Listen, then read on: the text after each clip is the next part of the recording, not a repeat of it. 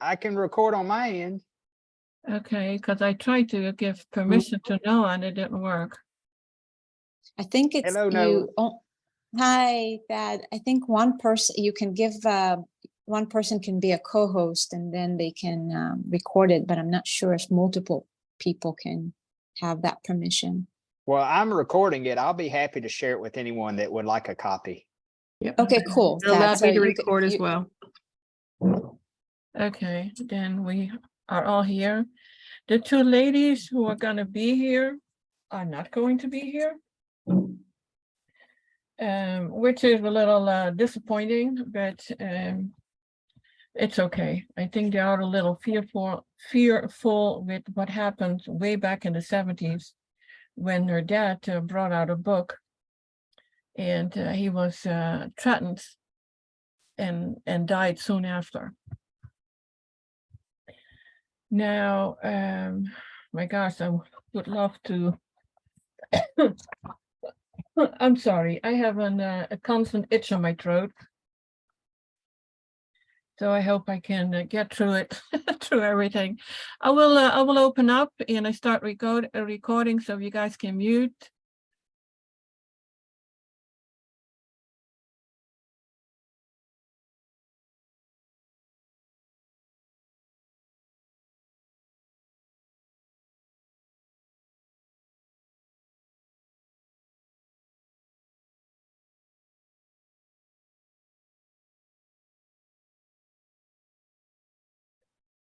Hi everyone, this is Tony Wheel with a live extra show than what we usually do, and it's all about salt. We have, I always wonder how I pronounce your name, Tat. I say it's that, but I'm Dutch and I cannot pronounce it the way you guys do here. And we have Noa all the way from, what was it? I think it was Bali. And of course, as always, we have Sarah from Virtuous Unicorns with us. And I've been pretty excited about this show because it's amazing what kind of responses it got this week. We all were like shaking our heads. And I had it's about a week ago, a little over a week ago, I posted an article about salt. Then Noah posted a message that was salt is a drug, any kind of salt. It slowly but surely dehydrates the body, weakens your adrenals, numbs your taste buds, and keeps you addicted. Don't fall for the lies. That resulted in a lot of responses, and she wrote actually 3 articles since then that, and I just printed it out. All in all, it's 8 pages. And it has so much information in there. It is posted on her Facebook page, so you can read it there. It's also posted in the Facebook fans of Dr. Robert Morsandy. And Seth has a lot of information about it too. And I put all your links in the show notes. So if you want to get in touch with either one of them, they are both also Dr. Moore's counselors. And I really urge you to check out their Facebook page, and their websites are linked there. I found that I had a few things for the future in common as a vision in common with Noah, so that was very special to me. So I'll leave it now for now to Noah to get started and tell us more. Well, hi, hello, Tony and Thad and Sarah. Thank you so much for initiating this conversation. And Tony, I didn't even know that you had posted something about soul prior to my post. So it's just another testament of, number one, how we are all connected. And number two, of for whatever mysterious reason, that this message is very persistent right now. And this is something that I have known, and Tony, I know you and Thad you've known this for many years. I mean, we've been in this game for a while, so it's not new to us.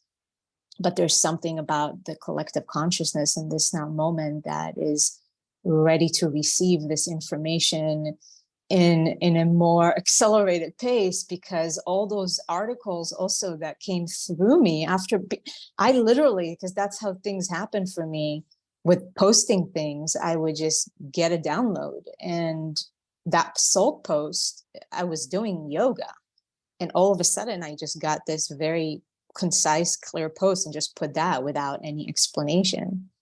And because of the time difference, and it was evening time here in Bali, and so I just posted that and, you know, turned off my phone and went to sleep an hour later or whenever it was. And the next day I was shocked to my core when I read all of it and I saw the response. I was literally just like, my jaw dropped to see the response, both on my personal page and then in the Dr. Morse's group, where I usually share some of my posts as well. So I was completely overwhelmed, shocked. And then the double shock came from some of the comments, some of the responses. Like, I took a few hours to just digest some of the nastiness really that came from people, which I don't take personally or anything like that. It was just such a confirmation to how the propaganda has been perpetuated in our society when it comes to salt and many other things, but sticking to salt. And the other aspect is just how addicted, really, and I'm not saying it in any offensive way. I know that I'm addicted to certain things, you know, and so it's nothing offensive. It's just calling something by its true name, because seeing the responses and people defending and attacking, like that was the thing, just attacking the messenger, me, first of all, and then defending just how incredible salt is, and not really being curious to see, well, what's here, is such a confirmation of an addiction. Like, I just don't want to let go of something, so I'm going to come up with so many different justifications and reasons as to why this is just the most incredible thing God has ever created.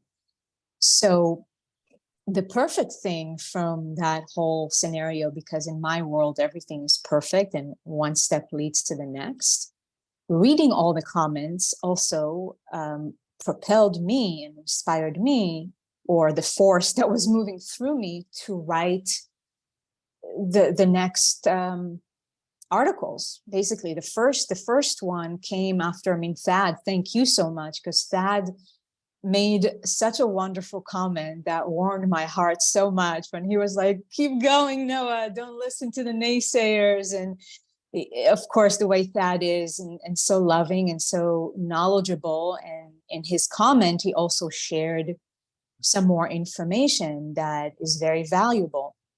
And so I extracted some of what Thad was sharing. And then my friend Alice, that because of my posts, she shared some things. And so I extracted some of her stuff, and then something magical happened, and I put a post together with some of Thad's wisdom, some of Alice's wisdom, and then whatever I felt inspired to put into that as well. And of course, that post received tremendous amount of responses as well. A lot of feathers got ruffled, and more accusations, and more defending of the salt, and a lot of misunderstanding. But of course, you know, people see and hear whatever they're able to see and hear.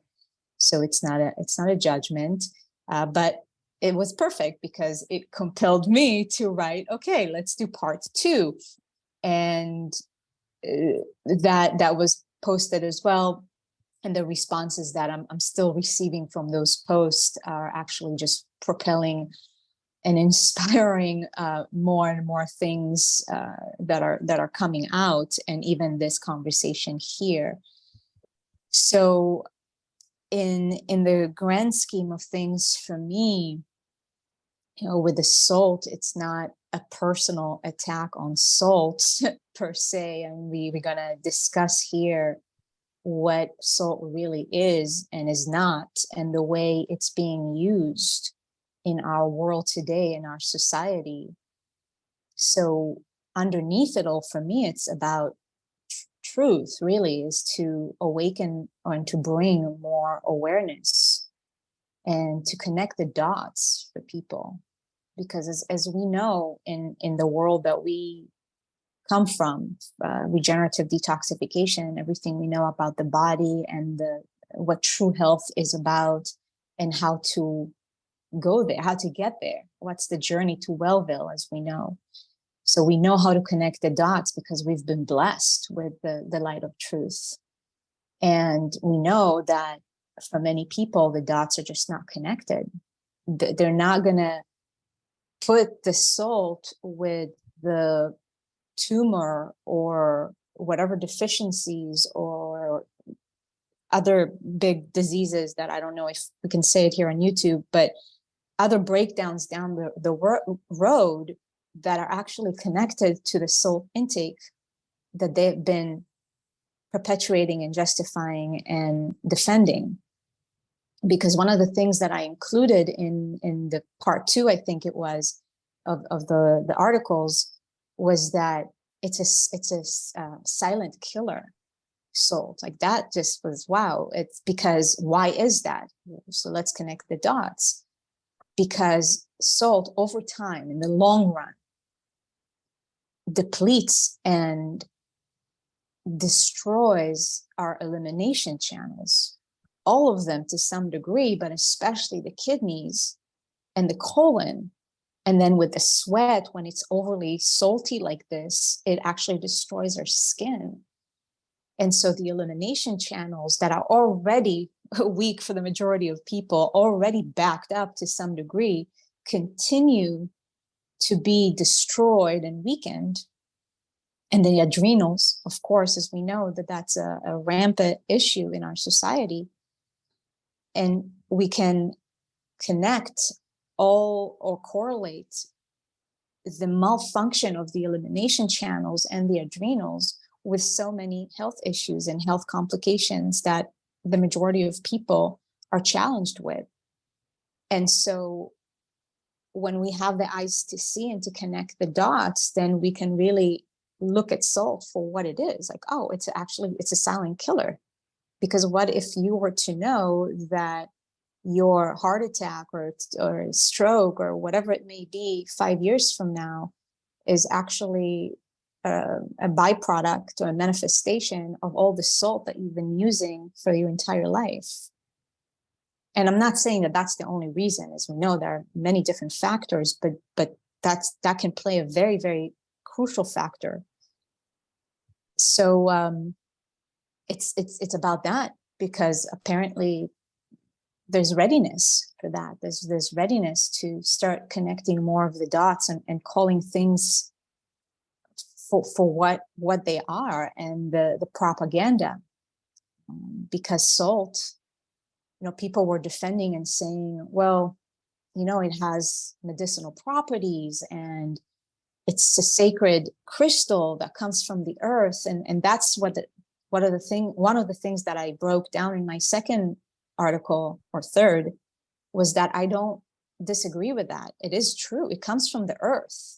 I'm talking about the unprocessed, uncooked, not table salt, but if we look at salt as it grows on the earth, we have salt deserts, we have salt plains. Like, I've been to those places. Salt can be it's a beautiful thing.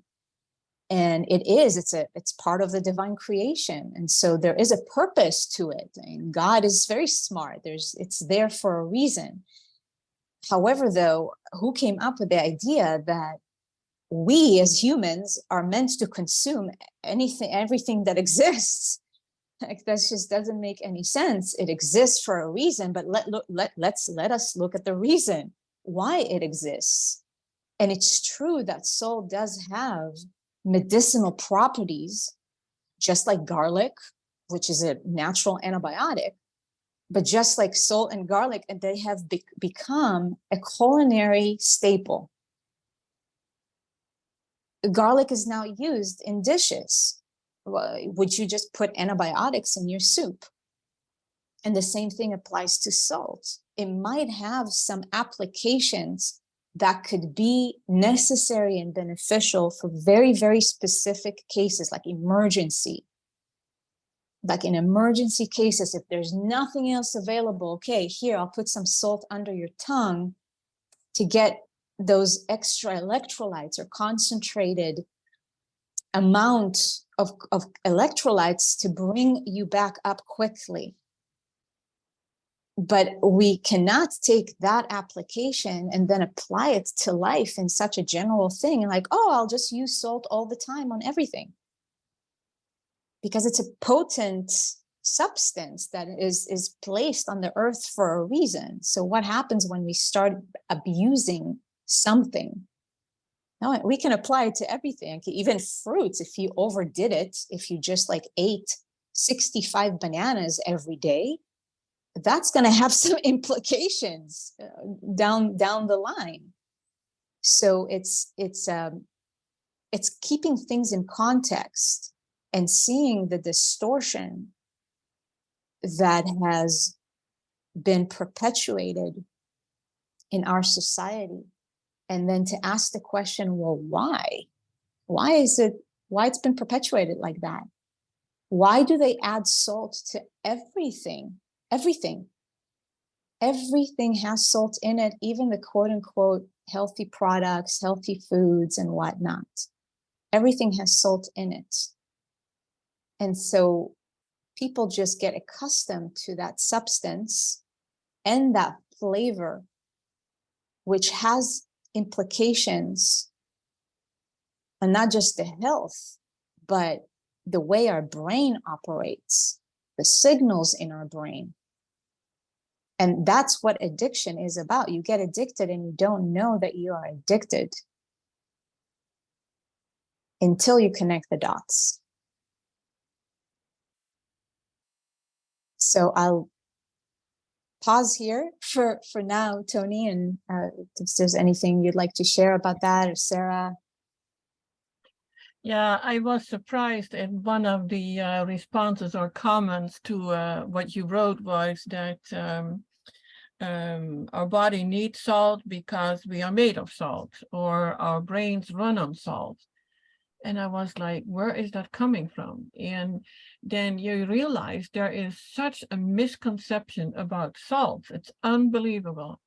How can we ever get this to people, through to people, that it's not meant to be used the way it has been used?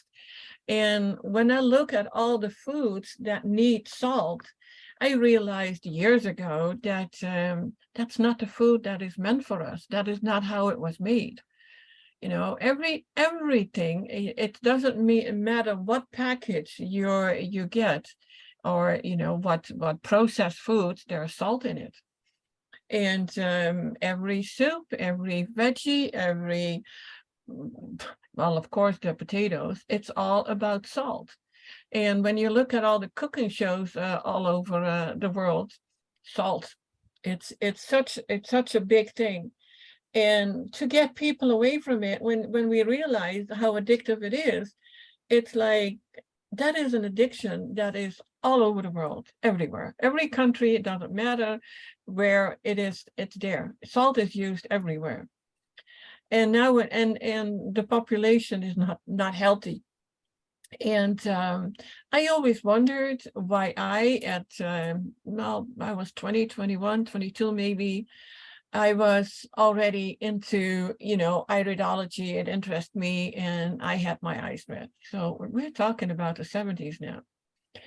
And I was told I had bad kidneys. Of course, they did not know what to do about it. They had no advice, no tips or food. And then it was actually because of what you said, Noah, was like, yeah, it affects the kidneys in a bad way. And I was not even considering that. You know, my eye issues, which I had since I was 70 years old. And I still have it. And I have cataracts. And even on natural hygiene, I think Lauren Whiteman wrote about that it affects the eyes in a really bad way. So of course I start thinking back, because with everything that I learned in the last few years, everything starts to make sense now.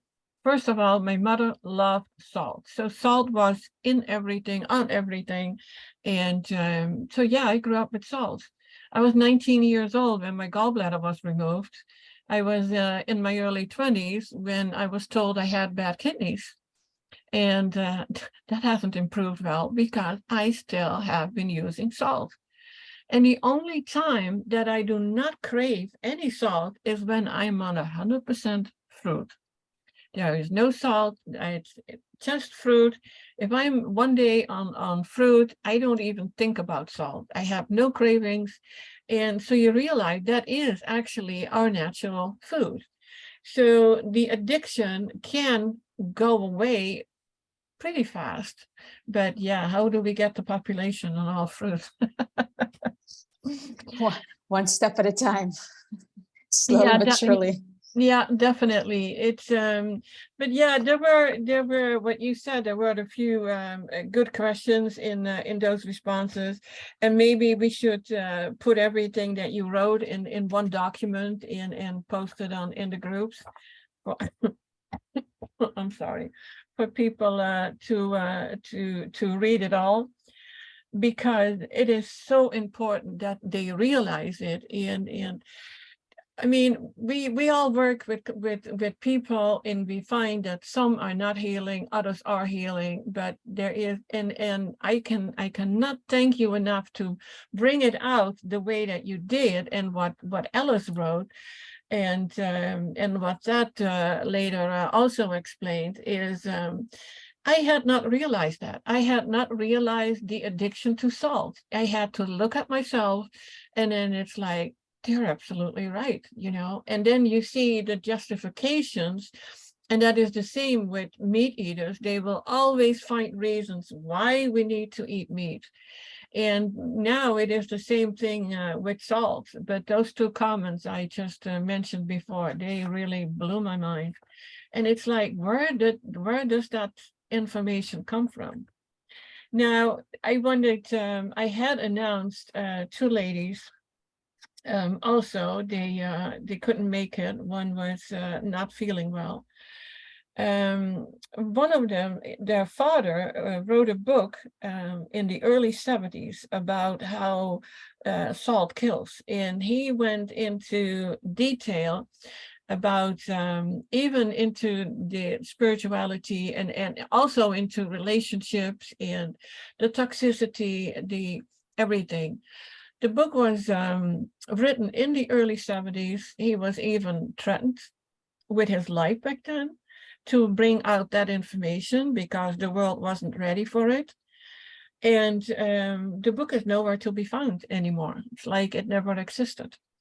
So this is quite interesting, and I hope that someday they because they, of course, they have a copy, that I get to read it, because it is important that we know. Now, I do want to mention there is on, and I saw that because I was looking on, what is it, Amazon, and that was a book about the toxicity of salt, and that is actually written by a doctor, by a physician, and I think the title was Salt Kills. So it's coming out. It's coming out more and more, and I think we can all use this in our practice to, you know, to inform our clients. And it is a question asked: how many salt do you use? Do you use any salt? Because even with raw foods, if you make a salad, and I'm guilty, I did it. I tried not to, but if I make like a salad, or I like to put my salad in a blender and make like a cold soup, yeah, I did add a little salt, because that was just that extra that I felt that I needed, which is nonsense. I mean, it takes actually the taste away from the lettuce. So yeah, it's oh yeah, that was another thing that came up quite often, was about that animals travel long distances to get a salt lick somewhere. So can you answer to that? Yes, I did. Actually, I did respond to that. And Thad, I know you have you've got a lot to say there, so I'll give you just this one little segment about the animals and the lick. Is that might be true. This was my response. That might be true that animals look for that. But my question to people was, do you do that? Do you actually lick? Would you and do you lick salt off the ground?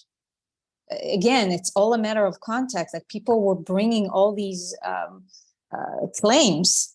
You know, the animals go and lick salt, but would you do that? If I put salt on the ground, would you just get on your knees and lick it? I don't know. I'm not a deer. I haven't had a conversation with a deer or whatever the animals that do it. Probably there's a reason for that. I'm not going to claim that I know everything, but I just going to be reasonable, I guess, and ask myself, would I do that? There's a difference between an animal looking for naturally occurring salt on the ground to lick it, but they don't take that salt and sprinkle it on whatever food that they eat, that animal. So for all we know, they do it for medicinal reasons, or that animal is sick, or whatever it is in heat, or reasons that beyond my knowledge right now. But we can apply that to the way humans are using food, using salt. And also responding, Tony, to one of the things that you said about the addiction, and what I mentioned in one of the articles, is that it's a vicious cycle. And again, going back to connecting the dots, it's a vicious cycle, because there are more reasons to the cravings of salt, but one of the biggest ones, as we know, is weak adrenals. And we also know that 8% of people are looking at weak adrenals to some extent, especially the younger generations as we go down and down the line.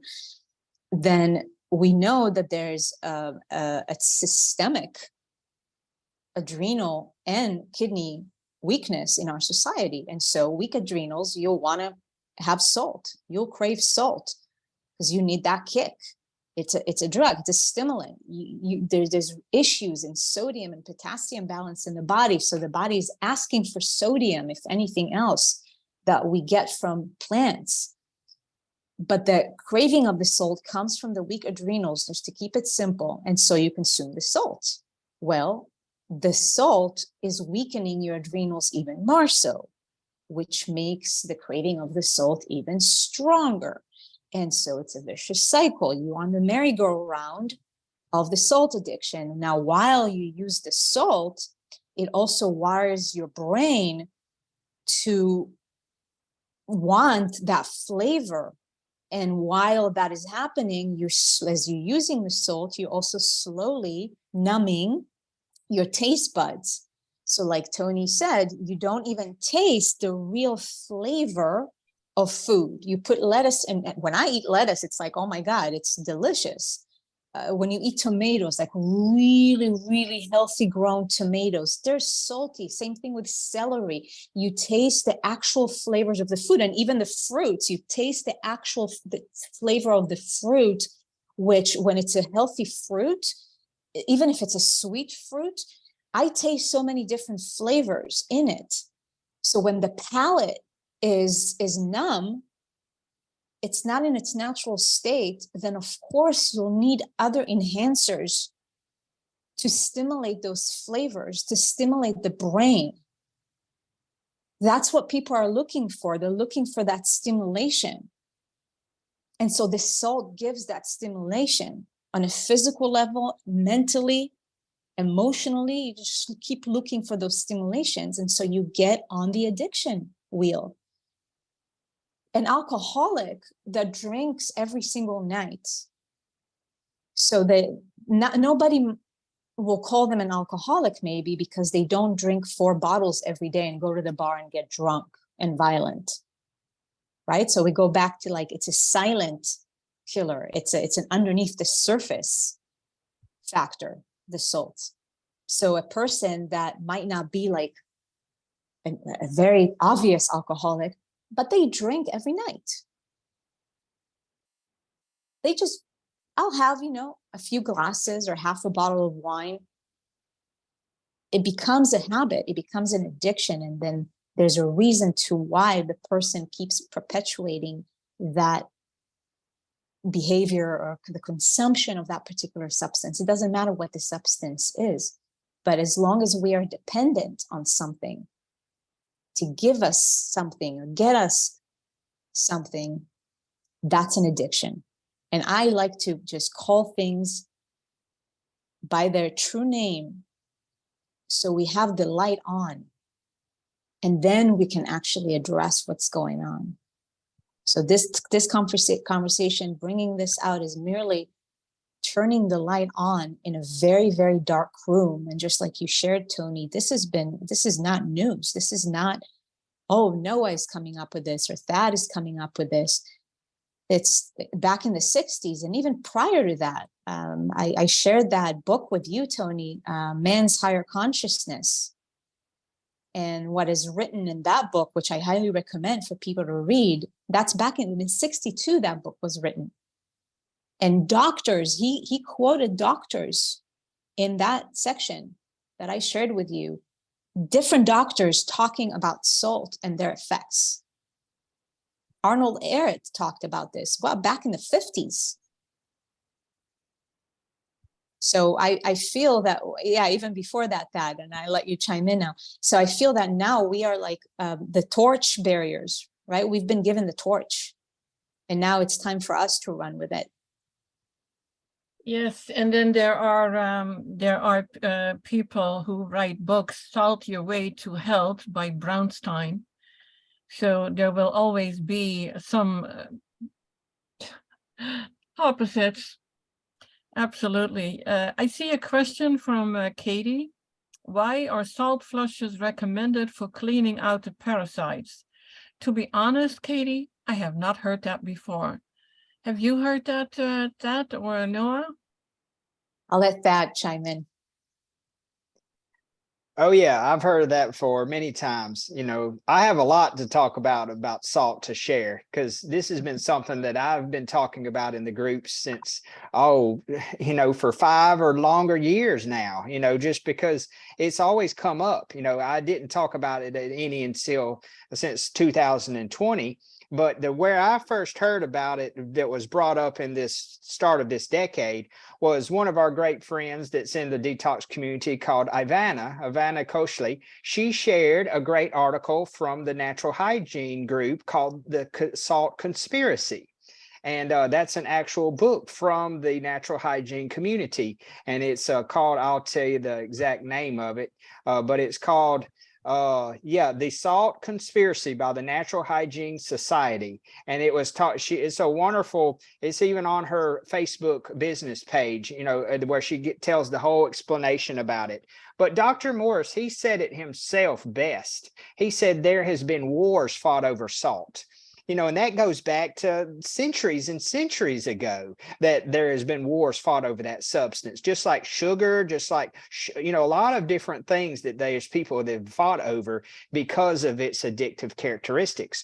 Well, if you go to rawfigs.com and you listen to Dr. Morse explain it best himself, he said in episode or video series number 252, he said that the reason why people are so addicted to it is, yes, not only is it overstimulating to the adrenal glands, but also we have poor salt metabolism with the adrenals, but also it's because it lowers your consciousness level. It grounds you, okay? So that's why people can't stand leaving salt out, is because they get too highly electrical with their consciousness. They're not ready to be awakened to that level of consciousness. consciousness. So they want to remain asleep. So they're going to be defensive of you trying to take them out of the matrix when they're not ready, and you're taking away their number one drug, which is salt, because salt numbs the taste buds on purpose because they don't want to taste the food that electrically alive,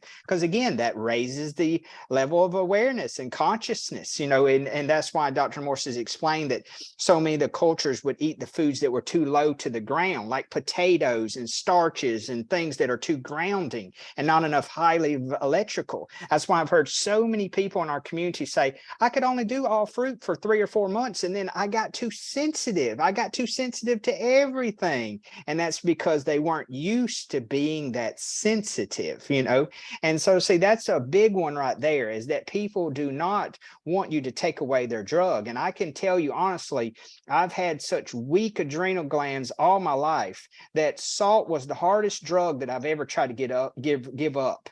I'm still challenged with it even to this day, even when I just make a salad dressing or anything, and because it is so numbing and so sedating and so satisfying, but also we don't always have enough minerals in our diet because we can't absorb them properly because we have malabsorption. So people think that the salt is a good source of minerals. That's why they give it to the deer again, but also they're getting the deer addicted to it so they can shoot them easier, just like the corn. It's literally a drug to the deer too, because that's not natural. You'll see sometimes deer eating dirt in certain areas because it may have higher amounts of naturally occurring sodium, but also remember, sodium is halite. It's a crystal. It's a mineral that's a crystal form. It's got sharp edges. Those sharp edges irritate the tissues of the body because it's in a crystal form, because it's halite, just like diatomaceous earth. Diatomaceous earth, people use it for parasite cleanse, but that's irritating to the tissues because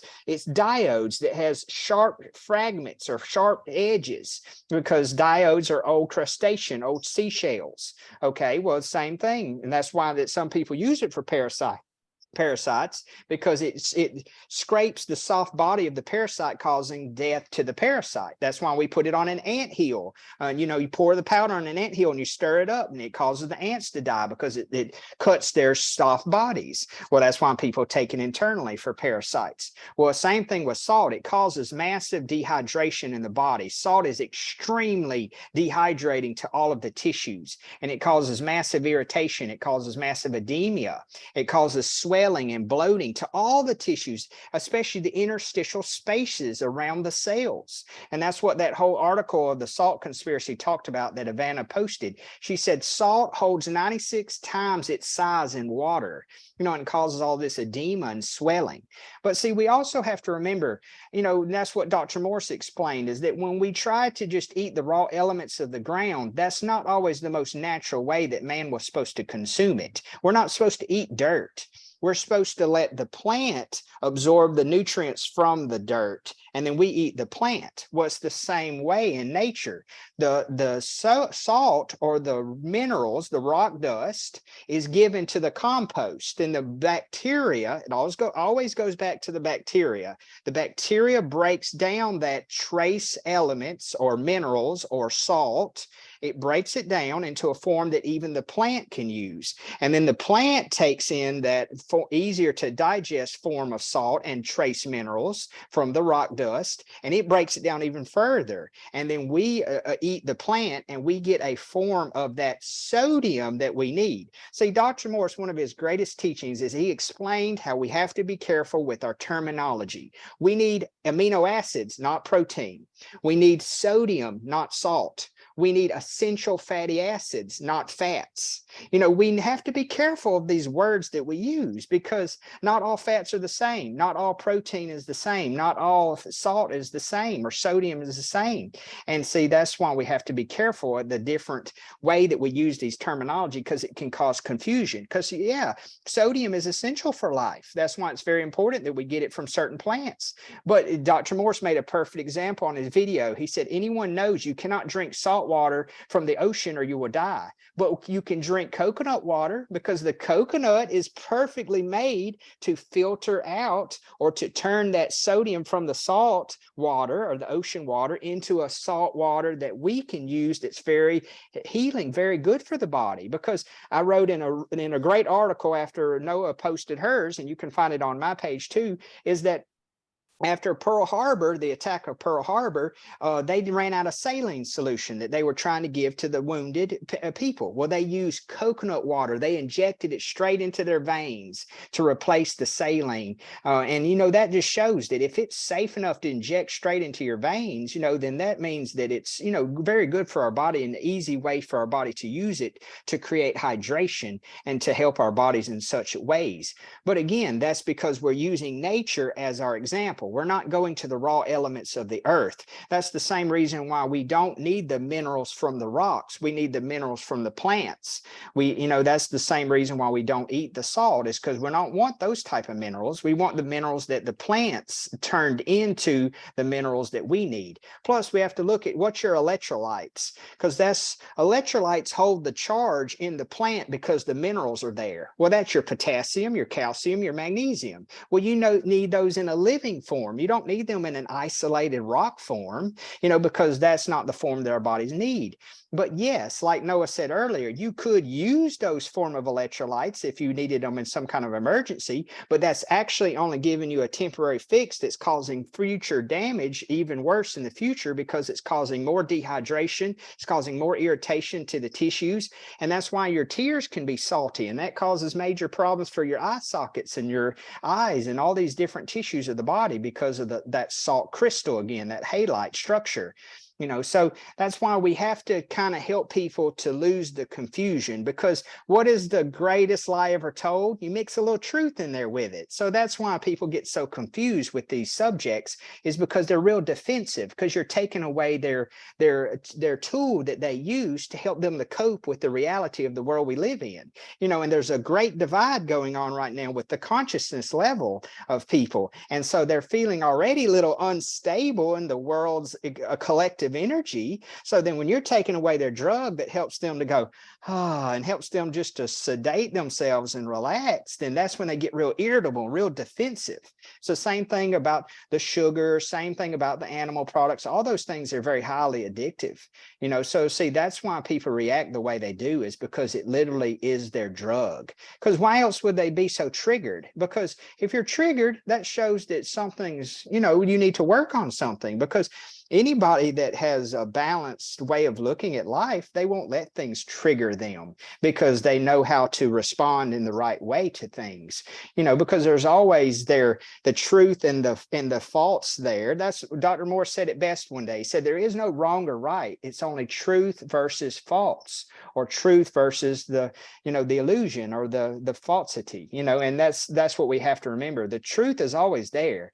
You know, people just have to be able to see it, you know. So that's why it's so hard for a lot of people, is because, yes, they have such high levels of adrenal gland weakness. And then your adrenals and your kidneys are so connected. In Chinese medicine and a lot of different types of holistic approach, they're always connected. So with what hurts one hurts the other. So yes, all that dehydration of the body, when you use salt, not only is it stressing out the adrenals because it's overstimulating, but it's irritating the kidneys because it's causing dehydration. What happens when you have dehydration? Too high a concentration of the acids in the fluids of the tissues. You know, and what is water? Not the water we get from fresh fruits and vegetables. That's for hydration. What is the water we get from our other types of water? That's the universal solvent. That's what's designed to dilute down the waste, the acid waste of the body, including the salt and those things that are unnatural. And then what did Dr. Morse explain in his book, you know, the first book that he made? When you take those inorganic minerals that you get exposed to, those combine with the waste that's in your GI tract, and it forms mucoid plaque, because they're inorganic minerals mixed with the other toxicity from other animal products and biofilms and parasites and all those different things. And that creates that buildup. And that is also what causes kidney stone formation too, is a lot of times those inorganic minerals, like different forms of calcium and magnesium and stuff that's not natural. And then you can even have that happen from taking the supplement form of those products too, you know. So to see, that's what's going on, is that people are trying to use elements. That's what those raw minerals are of the earth, is elements, in the wrong way, when we need the elements that are alive, the electrical elements that are found only in the living plants. That's why celery, cucumber, tomatoes, bok choy, you know, those things are amazing. Even the sea vegetables. But some of the sea vegetables, you have to wash the salt that's on the outside of the sea vegetable off first before you consume it. You know, but a lot of the sea vegetables that's already been rinsed off, you know, it has a good natural source of sodium, because the plant again has taken it in and transformed it into a living source of sodium, you know.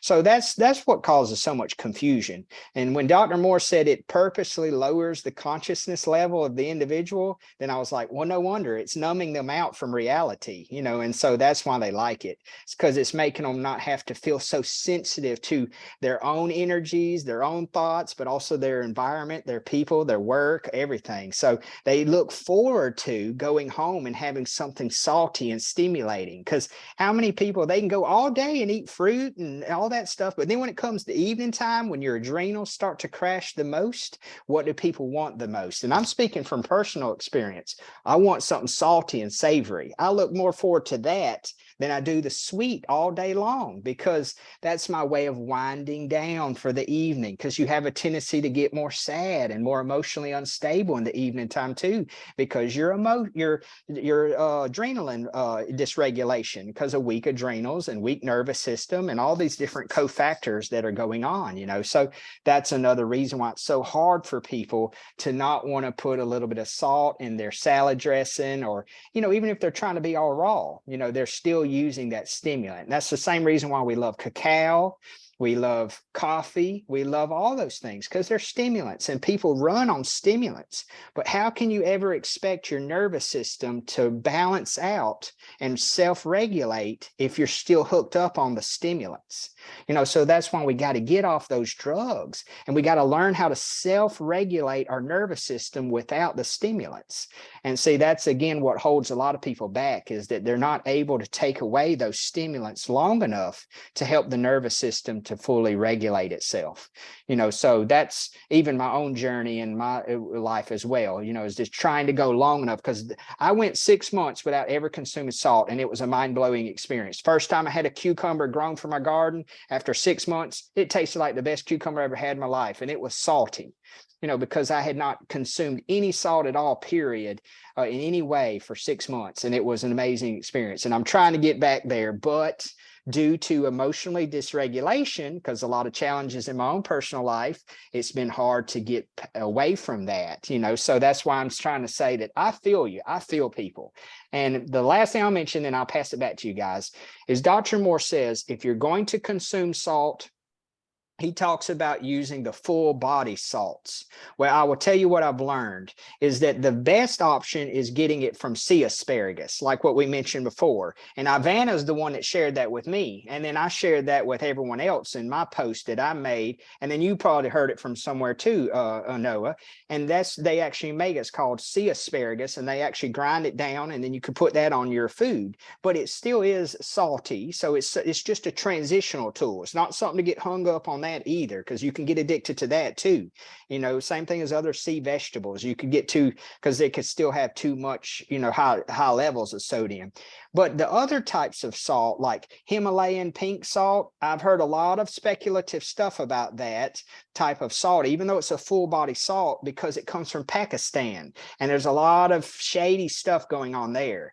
And now the only salt I could recommend that's actually clean, and it's by a really good company, and it comes from Utah. It's mined deep down in the ground. It's called Redmond's Real Salt, and it's mined deep down in the ground, and it's from Utah, and it's real clean and good salt. You want a mined full body salt like that, not a Celtic salt from the ocean water, because of all the chemical contamination from the wars, but also the microplastics, you know. And that's why you want to avoid avoid dehydrated seawater. That's what a lot of those Celtic sea salts and a lot of those that come from the island, the France and those places like that, that's what they did. They took all the salt water and they dehydrated it, got the moisture out of it, and then that's how they got the salt. It's not a mine salt. You want to get the salt that's deep down in the ground if you're going to consume it, because in that way it's going to be, free of any contaminants. But the best way is to transition away from those rocks and get to the plants, the sea vegetables, the fruits and the vegetables. And a lot of fruits have sodium in it too, just maybe not as much as the veggies, of course. And then, of course, use the sea asparagus. And then eventually start to practice your spiritual journey of going without stimulants so that you can become more aware of your true spiritual state. Because that was Dr. Morse's greatest teaching. He's really trying to direct you to have a true spiritual awakening. He's using the fruit and the food as the doorway. That's truly what Dr. Morse has said many times when he's given his spiritual talk. He just can't start off telling you that, because it might push a lot of people away. They might run away because they're like, oh, that's too hard. That's too challenging. So he uses the food first to go in that doorway. And then the more you dive into that, you start to see the mental, emotional, and spiritual well-being is always the most important part of our health journey, more important than even the physical, because the physical can self-regulate easier. The nervous system can self-regulate easier if you are in spiritual, mental, and emotional alignment better. And that's why Dr. Morse ended the last of his first book with the 5 different bodies that we have and how they all have to be in balance. They all play with each other. We don't just think of ourselves as just physical bodies. That's just one body. That's leaving out all the rest that's very important. So that's what I wanted to share with you guys. So thank you for giving me an opportunity to join you tonight. Yeah. Yeah. Thank you so much for all these layers that you brought into it, because it's, we can definitely have a series when it comes to this topic, because you look at the different nuances when it comes to salt. That, okay, we've been talking about the health implications and all of that, and to free oneself from the adrenal weakness and needing the salt and all the implication that it has on a physical level. But then we're looking at, and this is what I bring forth and what I bring to the table, it's the deeper layers of the actual addiction. And some people, that's the thing, is like, let's say somebody that doesn't have health issues, which doesn't even exist, but like somebody that right now they're not in any emergency situation that they have to change the way they live. They might not care that 5 years from now they're going to suffer from the implications of what they're doing now. But somebody's like, okay, I'm good now, I'm healthy, and blah, blah, blah. But they just don't want to let go of that perpetual addiction and desire. Because it's like, you control, if you want to control somebody, just control their taste buds, control their desires and their cravings, and you've got a puppet. That's right. Well, what I could add to that comment is that people need to always remember one universal truth. Regardless of how you want to live, there's always cause and effect. And you don't want to live a lifestyle that's going to make it miserable for you as you get older and your body starts to degrade. See, so many people, they literally live in the now with no thought of the consequences of how they're living, and they're like, oh, life's too short. You only live once. All these excuses, you got to die of something. I've heard that over and over again. I remember when I was a kid and I used to ask people why they smoke cigarettes, because I said, hey, at least you're getting something out of smoking cannabis over smoking cigarettes, because you're at least getting a buzz. And they were like, well, you got to die of something. And I was like, well, no, it's the quality of life you have now while you're here, not how long in life you live. And so we have to remember the cause and effect. What's the point of living today carelessly when it's going to cause you to suffer unnecessarily in your senior years? That's supposed to be your golden years. That's supposed to be the time when you have the highest level of wisdom, where you can self-reflect back on your life and you can be grateful that you lived the way that you did. That's why it's truly an investment The way you live consciously today is an investment in how you're going to live in the future. And it helps you to not look back in the past with regret. So don't use all those excuses and say, oh, life's too short, I'm going to live it up and drink it up and drug it up and all those things. Yeah, you might live too long, and then you're going to be suffering and have like Alzheimer's and all kind of bad stuff that you won't necessarily be suffering, but your family will. They'll be suffering more. So do you want to put that burden on your family or others that might have to take care of you? But so I just kind of say, it's like I give people the analogy of our body's the vehicle, it's the spacesuit. Well, if you take care of the vehicle the way it's supposed to, the vehicle lasts so much longer. A man was a master mechanic and he took care of his car and he got 1,000,000 miles on it. I think it was a Toyota Camry. They gave him a brand new car because he showed how durable the car could last if they took care of it. Well, it's the same thing with our bodies, is that people may say, well, Thad, you can't live forever. You can't outrun death. Yes, that's right. But you can enjoy the time you have much better when you invest 10 years before you have a crisis. So what you're saying, Noah, is what people don't always think about. They wait till they have a flat tire on their vehicle before they do something about it. They wait till they get cancer or heart disease or something major to make them change. When we don't want to wait till it's that critical, we want to do something ahead of time. But sometimes people have to be slapped around or shaken, or something drastic has to happen to get them to wake up, to realize they need to make those changes, because they're still too asleep. They're not seeing it for what it really is, because nothing's woke them up enough to see that for the way it really is. And so that, again, it's a lack of awareness. It's a lack of truly understanding. It's a lack of accepting the truth, regardless of how bad it makes you feel, accepting it's true the way it is, and that's what's so hard for a lot of these people, is that they're not willing to accept the truth. They're going to make all these excuses. They're going to run away from it. They're going to do everything to justify. They're going to come up with some crazy ass statements and excuses to justify for not believing in what you're trying to tell them, because they're not ready to hear it. So that's why we hear all these crazy things that people say. It's because that's just the only thing they could think of to rebuttal or to deflect that responsibility off of them. So see, that's coming more from that. We're seeing it more and more. People have the tendency to be narcissistic or narcissistic acting or empathic acting. And those that are narcissistic acting, they're not going to take responsibility. They're not going to take acceptance on what the cause and effect is. They're going to deflect it off onto something else. And they're going to say, just like people like to say today, oh, I didn't get sick because I'm eating bad. I got sick because I caught it from someone else. They blame it on something else or someone else, and that's why we have to take responsibility, and we have to stand up to the plate and say, well, if I caused it, I can reverse it. And that's how to empower yourself, and strengthen yourself up, but it takes being brave. It takes being courageous. It takes being disciplined.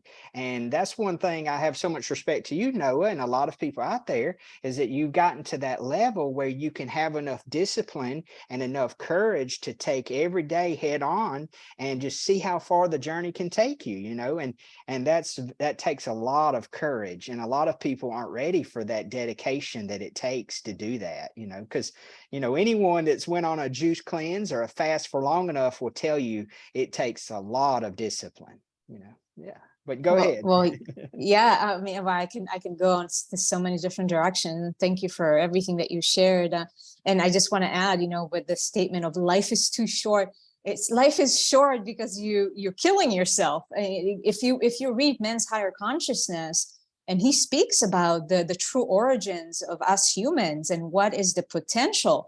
We've been told lies when it comes to the length of life. Actually, people used to live hundreds and thousands of years when you live in accordance with natural laws. So, I mean, that's a whole nother subject of the lies that we've been told in regards to that. And now people live by that script. Oh, life is too short, so I'm just going to kill myself while I'm living. And it's like never really finding out and experiencing what is the true potential of this human experience. So that's what I'm a stand for. That's why I'm like, I don't care about the naysayers, the oppositions, how many feathers are going to be ruffled. I'm going to just keep speaking truth, because truth is truth.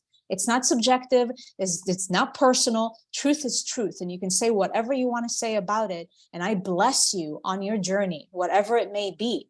Bless you.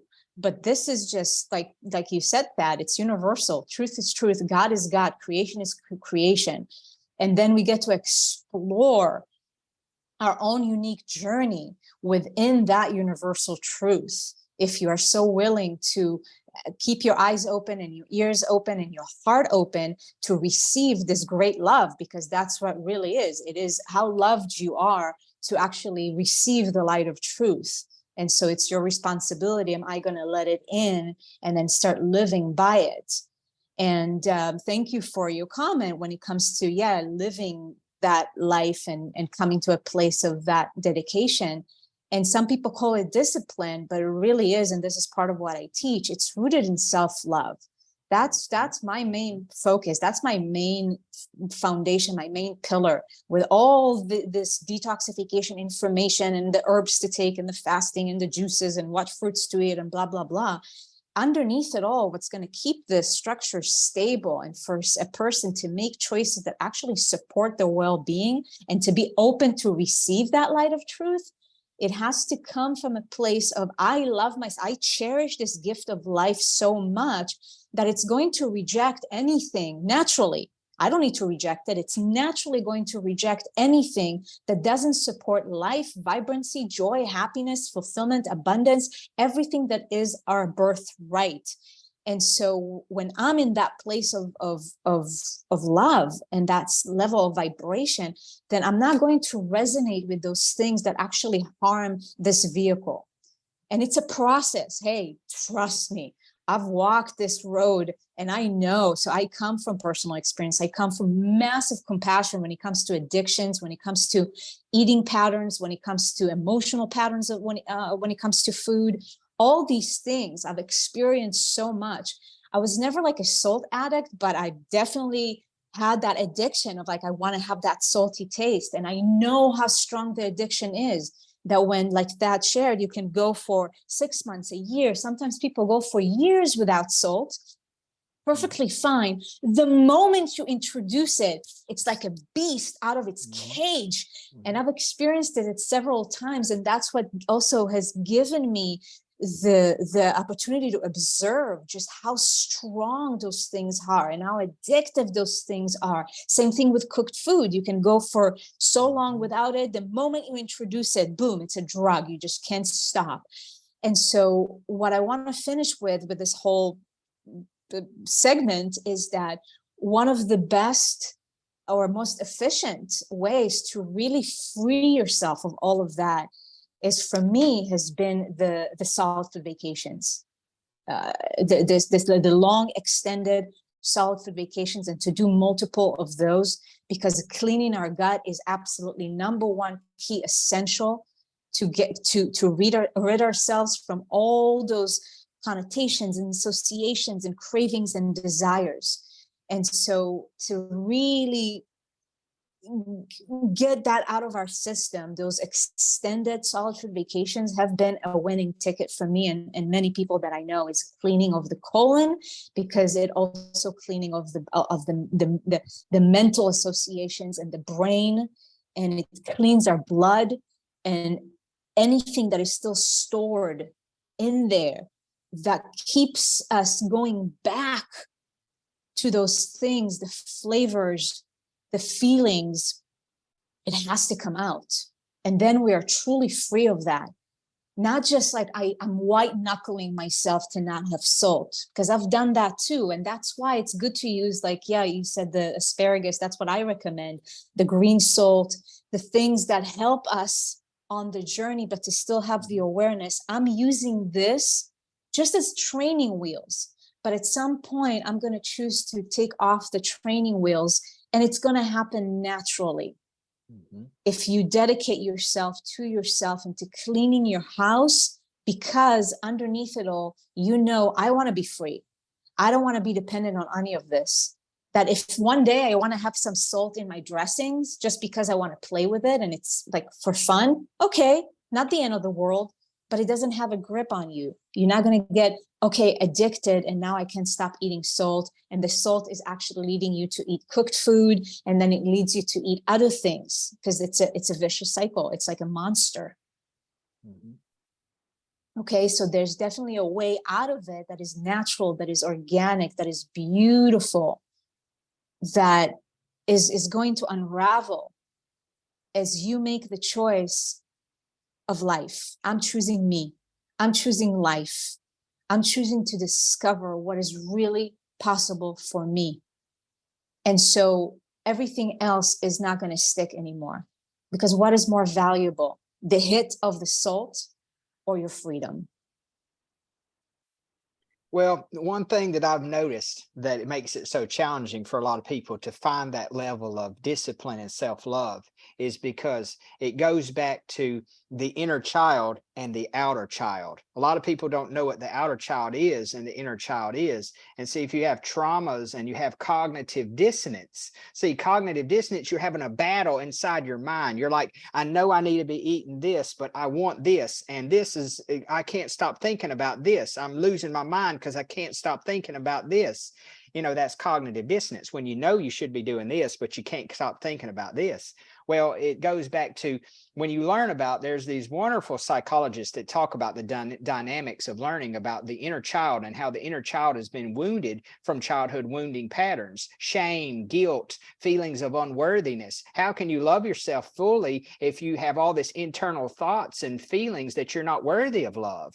You know, all these things that tie in that make it where, from my experience, as well as a lot of my clients that I help, I see that their mental, emotional, and spiritual states are what holding them back from being able to have a physical balance where they can do the discipline and the self-love to be able to invest in their health and to stay on a cleanse long enough to see those benefits, you know, because the outer child, every time you do something that makes the inner child feel sensitive or vulnerable, the outer child is what sabotages whatever you do. So the outer child is what sabotages your diets, your healthy discipline, your things that you're trying to do, that helps to unwind some of those childhood wounding patterns that's made the young child within feel so sensitive, feel so not worthy, feel so, you know, feelings of rejected or abandonment, or all those things that we can feel psychologically too, you know, that makes it so hard for people. Because I see that all the time with people. They're like, I just can't quit thinking. I can't quit thinking about all these things. And it's because they're caught in that repetitive loop of overthinking, over worrying, and then they start breathing too shallow. Then their nervous system gets weak. Their vagus nerve that goes down both sides of their neck gets weak. All these things that makes the nervous system the way it is. Because as they say, if you can't feel it, you can't heal it. So if you can't feel those emotions and feel those things that you need to let go and surrender, and stop feeling like a victim, stop feeling like you're not worthy, stop feeling like you have rejection and unforgiveness towards yourself, you know, then it makes it really hard for people to have the level of discipline to be able to stick with the cleanse. That's why I've talked to a lot of people and they're like, I couldn't go past a week on doing just juices, because they said it got too hard mentally and emotionally to stick with that level of discipline. Because when you take away a person's alcohol and drugs, and that could take away their stimulating things they watch on television, you take away all those things, then what's left is the food and the salt and the sugar and all that. Then you take that away too, then people are like, well, what am I going to do now, you know? And they don't have anything to fall back on. So, and because that's always part of the journey too, you have to be careful what you watch, what you listen to, you know, because, you know, when we consume it, you got to detox it out if it's not of alkaline nature, you know, because everything is energy. If either it's alkaline or acid, you know, so what you speak creates your reality. You know, what you act creates your reality. What you think creates your reality. And if you think that today, the likelihood of you thinking it tomorrow, that's why the cooked foods and those stimulating foods are so addictive, because if you eat it today and you haven't had it in a while, the likelihood of you wanting it tomorrow is going to be very high because you just ate it recently. That's why it's so hard with cooked foods. If you've been addicted to cooked foods and you hadn't had cooked foods in a long time, and then you eat just some steamed veggies, that could be a very slippery slope, that it could go from the steamed veggies to something else, and then something else, and then something else, because of how you're wakening back up that beast, they say, within, that you're waking back up that part of yourself from your childhood that you still haven't worked through, that makes you feel like you need that to emotionally numb yourself, you know. And so that's what it really goes back to, is when you can get to a state of emotional stability, you know, in your nervous system, with your thoughts and your feelings and your emotions, and you get your nervous system regulated, you're not having you know, those emotional instabilities, like I was saying earlier, I forgot, compassionate detachment, or whatever I was saying earlier, I forgot what I was meaning. Dissonance, there we go. Cognitive dissonance, there we go, where you're not having this internal brain warfare going on. And when you can get that all stabilized, and you don't have this two sides of yourself warring with each other, then you can much easier say, well, no, today I'm just going to eat some fruit and I'll be fine, you know. And so that's something that I wanted to add to what you were saying, because, you know, the more practice we have with it, the easier it becomes. But for someone that's still transitioning and they're experimenting with cleansing and stuff, and if they dive too deep before they're ready, it can scare them, because it can open up doorways they're not ready for. And so that's why people need to go into these things gently and easily, and they have to totally understand about their childhood wounding patterns, the way they act, the way they do, understand psychology, understand all this. That's why it's very important to work with someone that has enough experience, like us, for example, that has enough experience to understand that when you help someone, you help them holistically, like Dr. Morse talked about, spiritually, mentally, emotionally, and physically, not just physically, because you have to look at all those components to help someone to heal, you know. So when you do all that, and then you help someone to fully be aware, you know, when they have high levels of awareness on what's going on, the reason why they're acting the way they are, then that's how they can start to make changes. But until they're aware, they're asleep. They're just thinking they're doing the same old thing they've done since they've been alive, you know, since they were children. And until you show them how that needs to change, until they're ready to accept that they need to change that, you know, they're going to keep repeating the same old patterns, you know. And so that's why it's important for people to understand that we have to be aware. Awareness is the first key. And then from that, you can have the necessary steps and learning on what you need to do to help your system to all find balance within. And then the deeper levels you get, then you can really start to open up the body, because you'll be ready for that level and you'll welcome it. You know, that's what I explain to people. We came here as spirits to have this challenging experience. We came here to learn, to grow, to be challenged. This world was supposed to be tough and challenging on purpose, so that we could grow from those challenging experiences. But a lot of people, they think, oh, life's just supposed to be easy. No, if it's easy, you're not growing. You're not expanding. You're not seeing the true potential that you could have.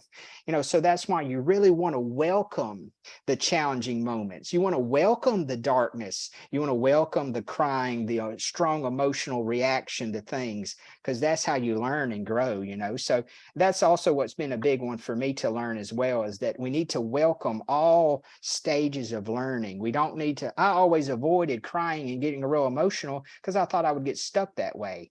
You know, I always wanted to be happy and go lucky, but then I become too toxic positive, you know. And so I realized you got to have balance. You know, you need more darkness when you want to be dark, and you have a dark moment to find more light, you know. So it's just all about learning these things as we go. And you can't expect to learn it all just in a couple of years. You know, you got to go through the journey of it all, you know. So that's why I say it's so complex, so many layers upon layers upon layers, you know. And that's the wonderfulness of life, you know. And that's why it's exciting and an experience for us to experience, you know. It's just people have to, again, be ready for that rabbit hole, because it goes really deep, you know. Thank you, Tat, for sharing all that. And you're absolutely right. But the thing is, we have you're now talking about the people that already came to us, and so we know that we can teach them in a gentle way. But there are so many people that still are so brainwashed and that are struggling, or maybe not even struggling. We already talked about the justification of why using salt, because I'm looking at the chats, what have been typed in there. And there's one that I would like to read, and it's from Spirit. My nephew went from a salt family to a non-salt family, And after 1 month, he got super sick, and it took the doctors many tests to figure out that he needed salt. Our blood tastes like salt. I don't think my blood doesn't taste like salt. And usually my tears don't even taste like salt. So what we are needing, what we need to do is outside of the community that already comes to us, that already knows about what we are teaching, what Dr. Morse is teaching, and people like Ivanka, who is, by the way, amazing. I'm following her with many things and watching her videos. Learned a lot from her over the years. But it is other people in our family and around, and telling them about salt and getting away with all the misconceptions. And I think that will be the hardest part to do, because the people that come to us, they are willing to listen. But now what are we going to do about the people that, come with the justifications and come with like, yeah, our body runs on salt. We need salt. And why is the medical, well, call it industry, because it is an industry, are using salt? Well, no, I already touched on that it can be used in certain circumstances, but I have seen that with an IV, a saline IV, that a person was almost killed. I was sitting right next to it, and if I had not interfered with the nurses there, he would have died.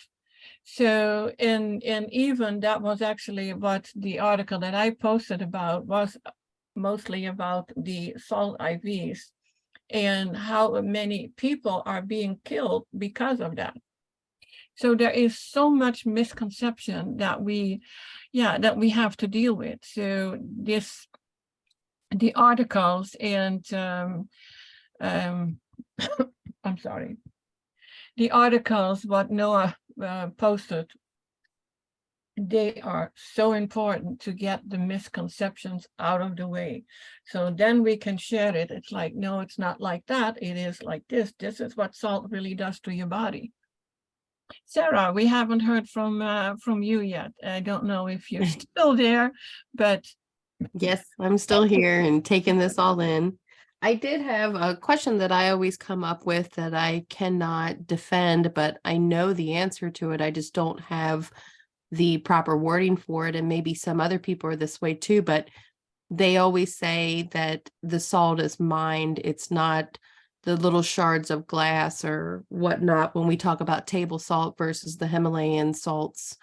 I'd like to have some more, I guess, ammo in my pocket to defend more against that, have better information to provide to people. Could you talk to that before we end?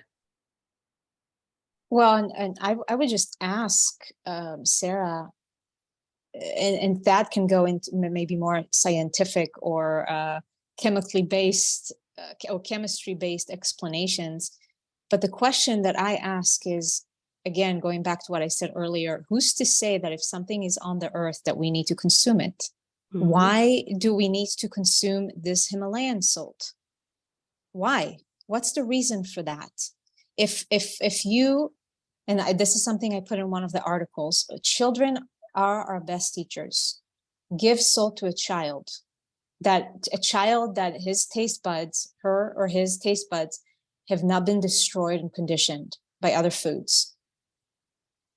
And let's say that the child came from a very clean family too. That's another thing to consider, because kids are not being born now as clean slate. They inherit the condition of their mom's lymphatic system and the shape of their GI tract, the weak adrenals, and the wiring of the brain for certain flavors and certain cravings and certain addictions. So let's take a child that has been born to two fruitarian parents and a lineage of fruit-eating people. You give that child salt, the child will not want it. And even in most cases, children will not be attracted to salt when their taste bud are still clean and natural to some extent. And so that gives us a pretty good clue to what is meant or not meant for us, because they will gravitate to the fruits. They'll be happy to eating the fruits, not the salty food. And so that's the first question for me, because I like to keep things simple rather than to get into the rabbit holes of chemistry of why do we need to consume these rocks? Why do we need to mine all of that? Like, why not just let it be what it is? And we need to mine something in order to consume it. Where to me, something is a little off in that equation. Yeah. Nope, I agree with that as well. Yeah, I could add to that. If you look up the way that element of the earth is constructed, it's a crystal. It's called an isometric crystal. It looks like, if you've ever seen what it's called halite again, but if you've ever seen what fool's gold looks like when it's crystallized in squares. It's like little squares and stuff. But see, if anyone has ever had, like, one of the best ways you can use salt is I have 2 huge Himalayan rock salt lamps in my bedroom. And that's the only lights that I have in my bedroom, because those are great for the environment, because they actually purify the air. And they also mimic the setting of the sun, which helps your pineal gland to produce more melatonin. That's why we're supposed to go to bed 90 minutes after the setting sun. And that's a whole nother rabbit hole we could be talking about that'll stir up a lot of feathers. But that's because we are circadian rhythm creatures, that we need to rise with the sun and set with the sun, as close to the sun as we can, because our pineal gland is photosynthesis sensitive. It like regulates the serotonin and melatonin because of the exposure to the sunlight again. Okay, well, salt you can take that salt lamp that I have back there, and if I have my window open and it rains and it gets exposed to moisture, it will draw the moisture from the air and it will sweat water that's loaded full of salt. That salt will drip down off the salt crystal, and it will form in a puddle on this plate that I have underneath my salt lamp. Because anyone that knows, if they have a big enough salt lamp, which mine is a really big one, it's really large, is that you have to put a plate underneath it because it sweats when it's exposed to moisture. Well, that salt that's in that water, it recrystallizes. So see, that's what it will do in our bodies as it dehydrates our bodies. It's going to crystallize and uncrystallize as that element, changes. So see, again, that's what causes the problem. But the biggest thing is it causes dehydration. Okay, what happens when dehydration happens in the body? Your acid level goes too high. That's why we're always trying to increase cellular hydration. That's why we're always trying to eat the fresh fruits and vegetables. We're trying to drink the fresh fruit and vegetable juices, to create cellular hydration. And then when people are given saline, like Tony was talking about, that causes edema in the body, and it causes like when you start to get inflamed in the heart, it causes the swelling of the water. I forgot what they call it at the moment. It's a certain condition that happens in the heart where they start getting water in the heart. It starts building up, and it can lead to heart failure. And a lot of times that's what happens in the later stages. They start, because the body's trying to use that water as a last resort to dilute down some of the acid waste.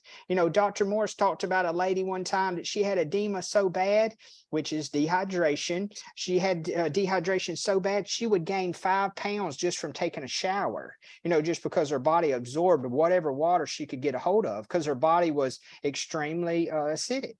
So see, again, we have to remember our bodies don't require the raw elements of the ground. Dr. Morris has talked about this before. Some pregnant women, some people think we need to eat dirt, raw dirt. I practice organic farming. I put what's called azomite, which is rock dust from Utah, in with my compost. Well, some people think you need to eat that raw azomite because it has all 92 trace minerals, because they think you need to eat raw dirt, raw minerals, to have more minerals. That's why I even had a lady the other day, she was like, I have high iron. I can't remember if she posted in the fans of Dr. Morris group or what group she posted. She said, I have high iron in my water and it's turning my nails a different color. And she said, I thought that was good for me. I said, no, that's the wrong type of iron again. You don't need the iron from an iron skillet or from a water source. You need the iron that's found in plants, because all of the manufactured processed forms of iron are toxic to the body. That's why it's one of the bottles in my parents' health food store that has a safety cap on it, the supplement form of iron. Now, the plant source types of iron is not the same way, because your body knows what to do with that plant element, but not with the element that's from the raw elements of the earth. That's why that's not the way nature was designed. That's not the way the animals were supposed to designed either. They were supposed to eat the plants, not the dirt of the ground, of the earth, and that's the same way we are too. And so that's why I'm giving an example. We got to get away from thinking that we can skip the middleman that transforms the raw element into what element we need as a human. We're not a person that eats the raw elements, just like we're not a carnivore. We don't eat, animal products. We weren't designed for that.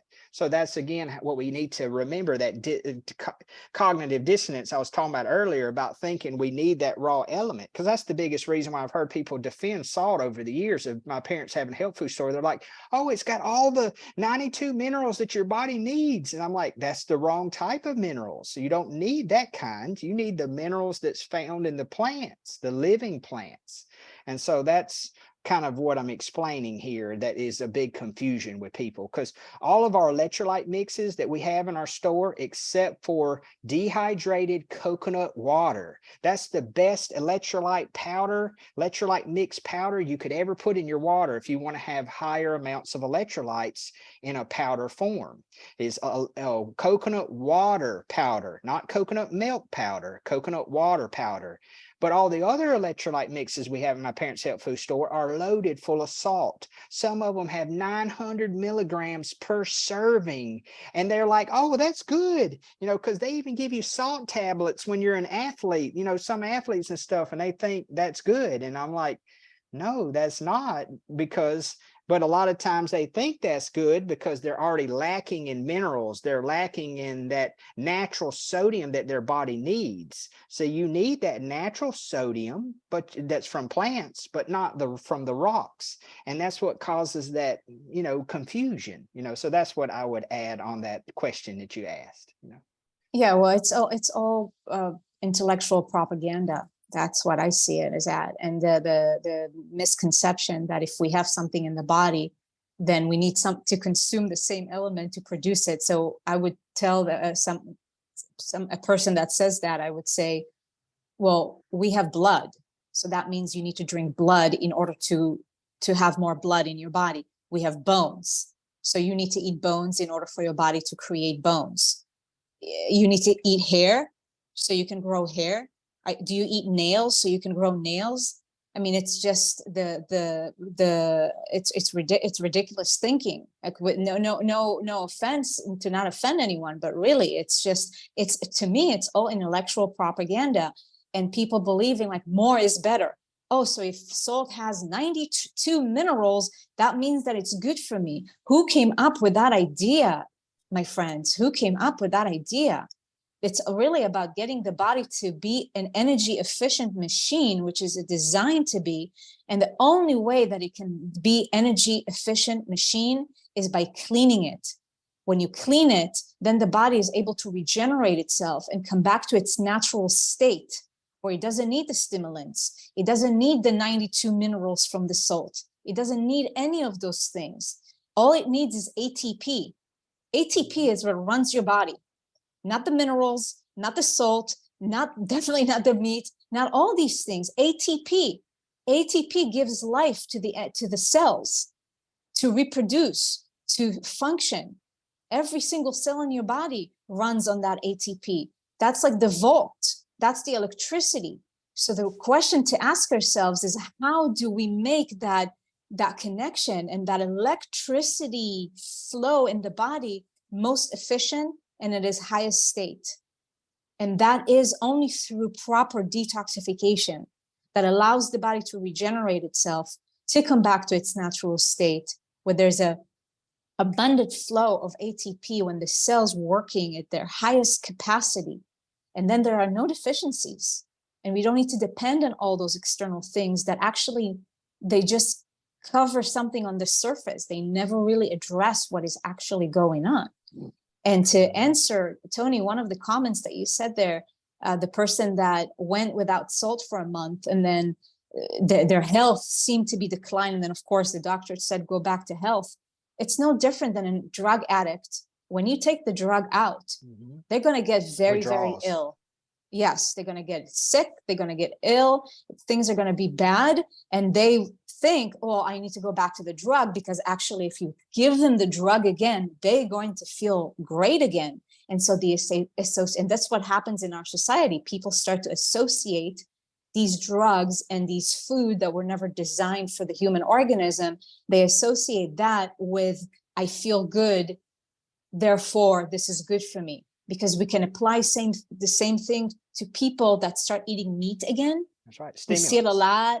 Yes, we see it a lot in this community happening. A lot of people from the plant-based and even the fruit-based lifestyle, they go back to meat, they go back to eggs, they go back to whatnot, saying, oh, this is now the answer for me.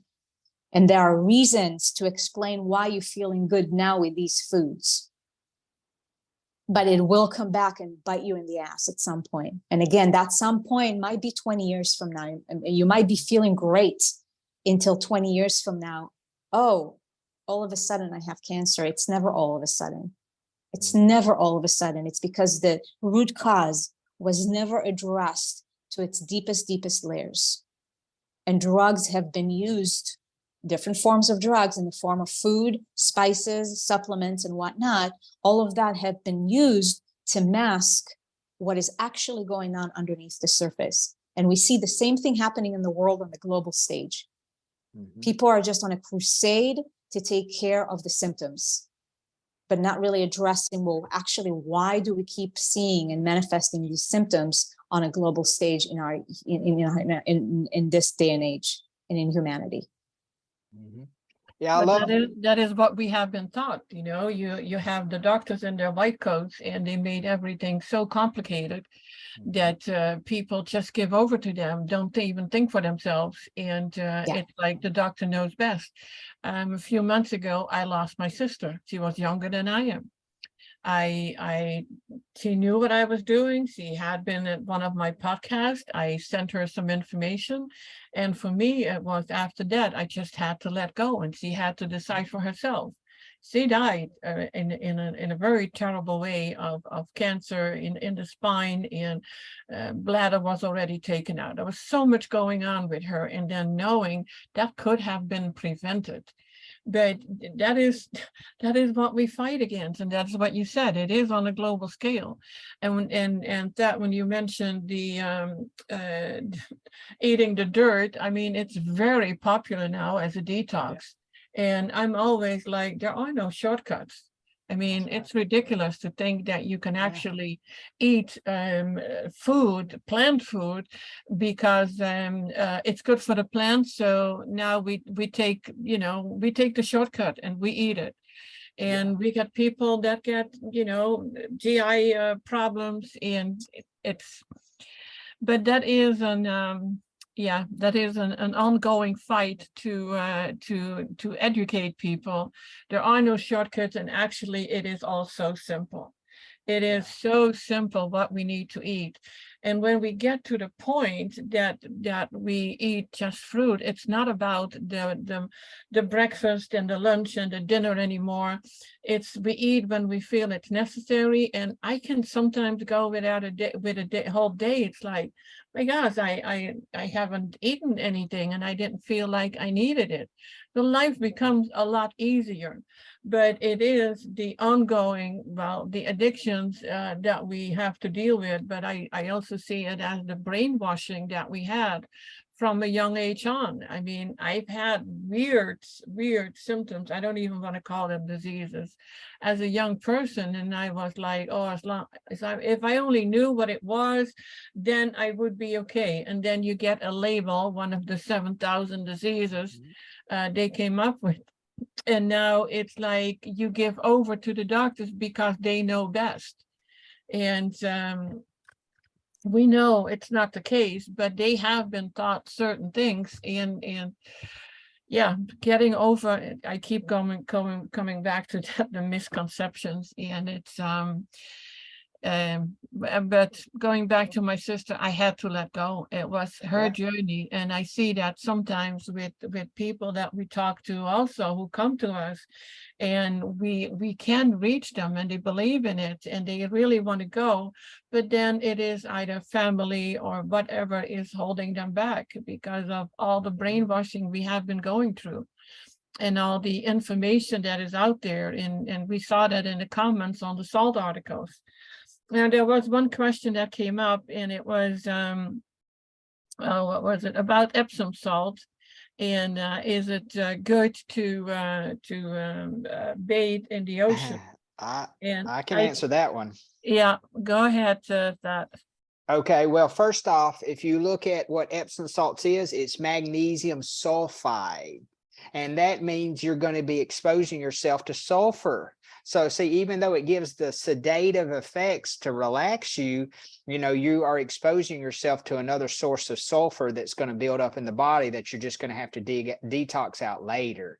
But also it's creating an imbalance of chemistry in your body because that's not a natural element that we're supposed to be exposed to. Because your body's very absorbent. Whatever you rub on your skin or you soak yourself in, you're going to absorb that.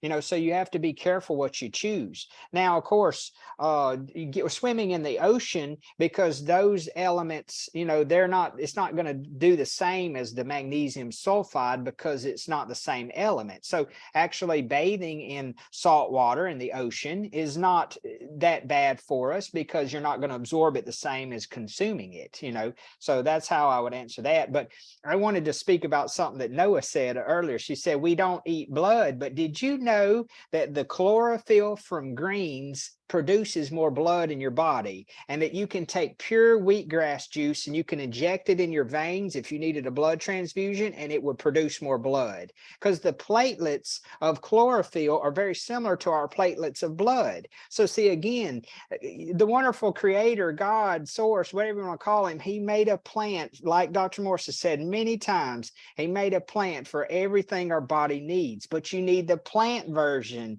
not the raw element version, because that's not the way that the building blocks worked in life, you know. And then the ATP, you need carbon and oxygen.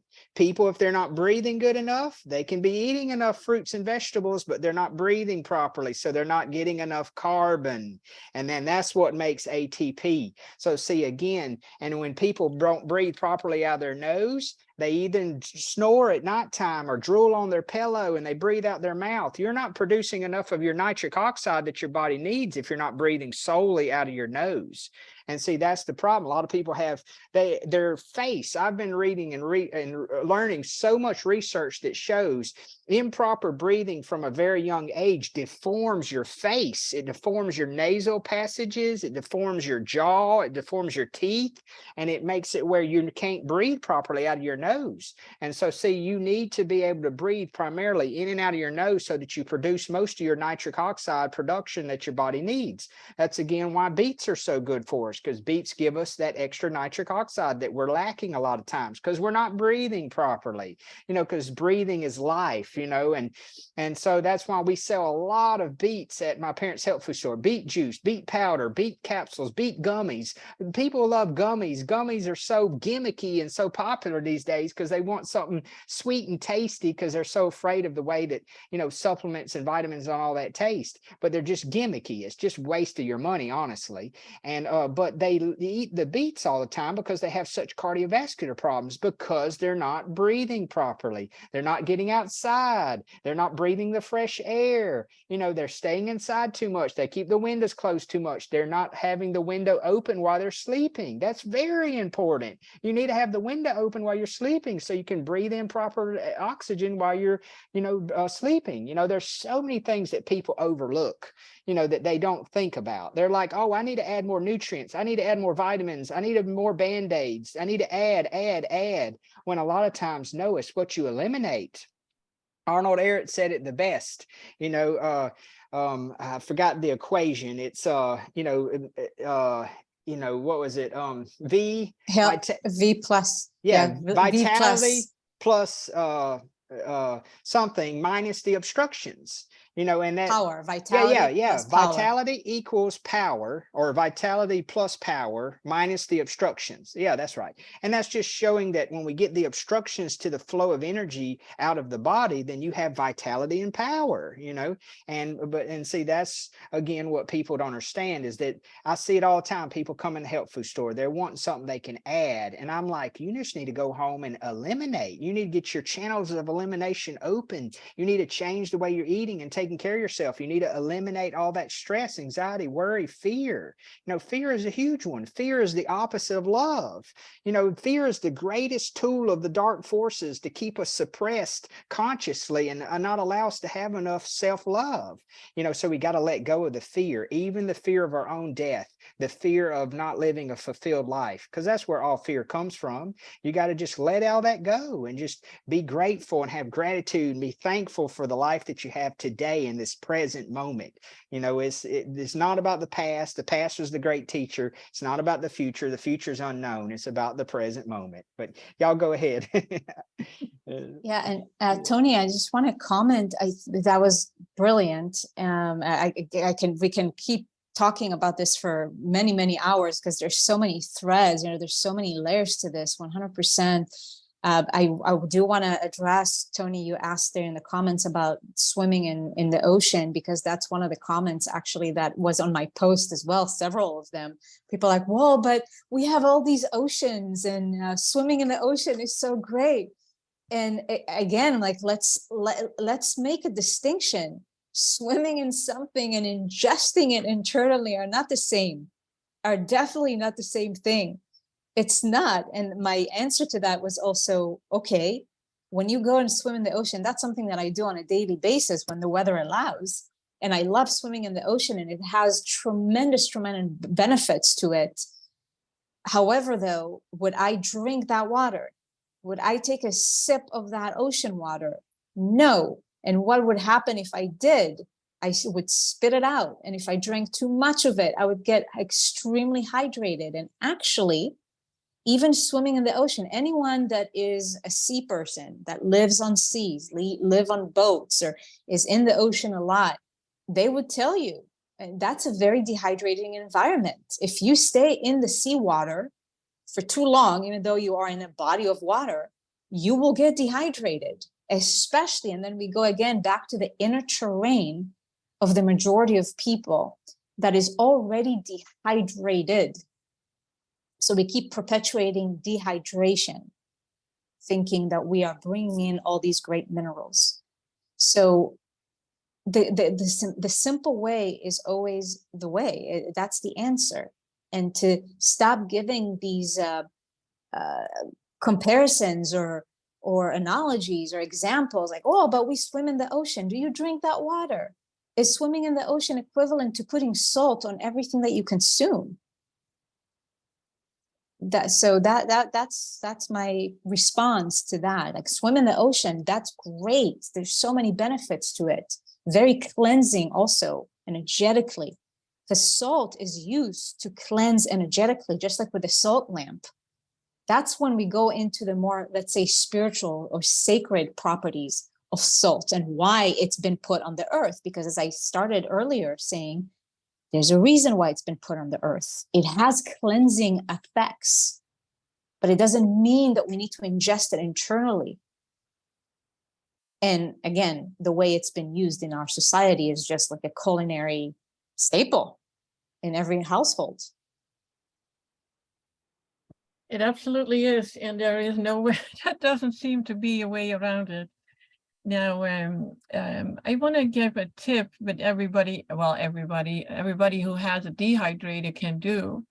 You can actually juice your celery and and put it on a sheet in a dehydrator. And I think that you can, I'm not so sure because I haven't tried that one, if you would put it in a food processor. So you Mhm. leave all the fibers in and then put it in the dehydrated. I haven't tried that, but I know you can do it with the juice. You can do So, it both ways. You can do it both I ways. haven't tried that yet. I've done it both ways. You can chop it up real small and then put it in the food processor and then lay it out on the Teflon sheets. And then you put it back in the blender and pulverize it down to a powder. Okay, that's a good tip. That is Because when you definitely want to try. when you put the juice on there, see if you don't put it in with the fiber and everything, sometimes when you put the juice on there, it'll roll off the Teflon sheet. You know, it won't stay unless you put a bowl in there. But Yeah, you know, so putting the actual pulverized actual celery, you can also use bok choy. That's another great one. Or you can use Swiss chard. Swiss chard is wonderful, and it actually has way more higher properties because of all the colors of the Swiss chard. But any of those that have the real strong stalk, like celery, bok choy, Swiss chard, and there's other Asian greens that are like that, they're all really good because that's what gives them part of their strength is the salt, you know. Well, and I would add to that also, because this is my own experience. If somebody wants to help both their adrenals and the sodium levels, and it's very healing for the gut. There's so many properties. That's one of the things that I take from medical media, and pretty much the only thing that I take from what he teaches that is extremely beneficial is a celery juice. But hands down, that is one of the most valuable things that I can share that it helped me with actually like just stopping with wanting salt whatsoever. Because of various reasons of what celery juice helps us with. But again, it needs to be like medicine, and to do it just like with a herbal protocol, it's every day for a period of time. You know, you can do a few weeks or like do 2 weeks and then take a few days off and then do a few weeks again of celery juice on an empty stomach every single day. And it has to be organic celery, and it's miraculous of how much it helps the adrenals, it helps the kidneys, it has helped me filter even more. Same thing with parsley juice. So do shots of parsley and lemon, which is amazing for the kidneys, and it's also there's a lot in parsley. Cilantro. And then and cilantro, yeah, parsley, cilantro, and lemon, that mix. And what I do shots, like I'll do half a cucumber or a full cucumber, depending on how much I want, with cilantro, parsley, lemon, almost on a daily basis. And it's also very high in minerals, and there's other benefits to it. So that's another trick. And then, like Thad said, the bok choy, for example, just to explore or show how intelligent our body is. I don't really consume greens much. My body doesn't want it. You know, and I've just completed a very long juice feasting. So I'm just happy with the fruits and just juices still. But my body, one day I'm here in an Asian country and there's a lot of those greens. My body was literally saying bok choy. Bok choy. I just wanted bok choy, and I juiced it with the parsley and the cucumber. And it's just amazing how the body knows, the body speaks to us. And another example of that is towards the end of this recent solid food vacation, I had a dream that I was eating solids. And what was I eating in my dream? Beet greens. Out of all the things on the menu, I was eating beet greens. I was like, not the beets. I was like, why? And I knew that my body was ready to transition soon. It's like beet greens. And later did I find or learn from Alice that beet greens are very, very high in sodium. It's just like celery and tomatoes and those things that are high in beet. And I'm like, oh, that makes so much sense, because my body was asking for more sodium. I'm working with weak adrenals that I've seen tremendous improvement ever since the extended solitude vacations. It's a process. And then incorporating these things that I'm mentioning here, like the celery juice and the shots of the parsley and the cilantro and the lemon, the cucumbers, those things. And same thing with tomatoes. My body just wanted tomatoes. So I knew, okay, the body's asking for sodium. So it's when we clean the body, and cleaning the taste buds, it's amazing to observe how the body is with its intelligence and how it's connected to nature. It will guide you exactly in the direction of what is needed at any given moment. And it doesn't mean that it's going to be for the rest of your life. Sometimes it means that just this one time, oh, I needed tomatoes just one time. And sometimes it's a few days. I still haven't had those beet greens because I don't really want it, but I just knew that that was a message. Mm-hmm. So that's another perk and another beautiful gift that we receive from this journey of purification, is how in tune we get with our body and how the body speaks to us and it guides us. And sometimes it will guide us, like Tony is saying, I don't want anything. I'm totally fine. I don't need any food today. Mm-hmm. I'm okay. Yeah, and it's really interesting what you're saying about the body guiding you. And see, I think that goes back to, we need to remember to wild forage. You know, like when we know that our body's wanting something, we need to really go out into the wild and having some understanding on what wild herbs and wild edibles that can help us, because those are such powerful foods that are overlooked, you know, that are out there naturally that can help us. And then also, always, if you have weak adrenals, you always need to be supporting yourself with a licorice root.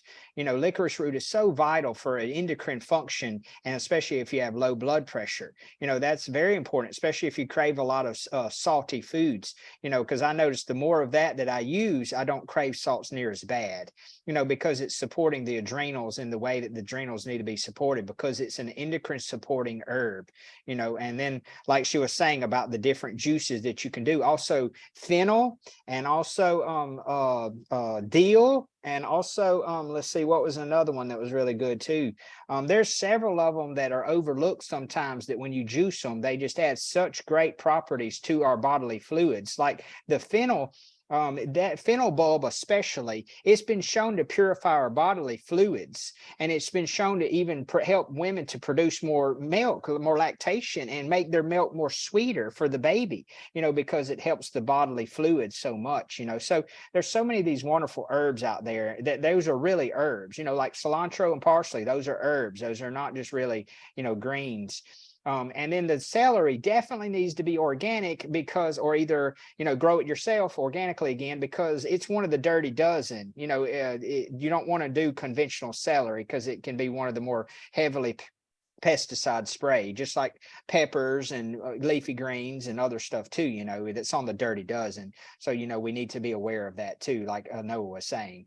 But yes, those liquids, the reason why they're so absorbed in the body, and that's why, you know, juice cleansing is so good, is because you're taking away the fiber, and then the body can absorb it so much easier. Because all of us that study iridology enough knows that I would say even 85 to 95% of the world's population have malabsorption to some degree or another. And so taking away the fiber, it not only helps you to absorb it much easier, but also you're freeing up so much energy that the body can use for detox, rest, and repair. You know, and that's why a lot of times people don't see the benefits enough on their health journey at certain stages, because their body's putting too much energy going into just digesting the solid foods. But we need to start there, because, you know, we can't always jump just to the liquids, because that's sometimes too aggressive on people. Yeah. And also people have too much bladder sensitivities too, like cystitis and, you know, bladder sensitivities that makes it hard for their bladder to rest properly if it's having to urinate a lot from the juices. So I kind of tell people, do your own experiments. You know, first, of course, get used to just eating the solid fruits and vegetables, and then eventually solid fruits, and then work up to just liquids, and then go back to solid fruits. You know, keep playing around with that and listen to your body, you know. But that takes really getting real in tune and really knowing what your body's communicating with you, because if you don't understand your symptomology, then you don't really understand what your body's communicating with you. So that's why understanding iridology and understanding our symptomology, by understanding those questions that Dr. Morris puts out in that health questionnaire, that is what you use, and then you understand that, you can understand why you're experiencing what you're experiencing, and you won't have all these questions of like, I don't know what's going on, I don't understand, you know, and you have a lot of confusion. So the more that confusion you take away and you can understand, you can say, well, no wonder I have this symptom, no wonder I feel this way, no wonder my right ear bothers me more than my left ear, you know, all these things. And then that helps us to not have as much stress, because so many times we stress on things we don't even know anything about, like, you know, we don't even know what the cause or the worry or the reason, you know, and we just stress over it, you know. And so and the more we can understand and have awareness, we have less stress, you know. But yeah, I'll pass it back to you guys. Thank you. Thank you at that. We almost coming up to 2 hours, and we usually only do a 1 hour show. And I know we can probably go on for hours because there is so much to share. There was one thing that you mentioned that I wanted to still wanted to get into was you said the herbs are made for each part of our bodies.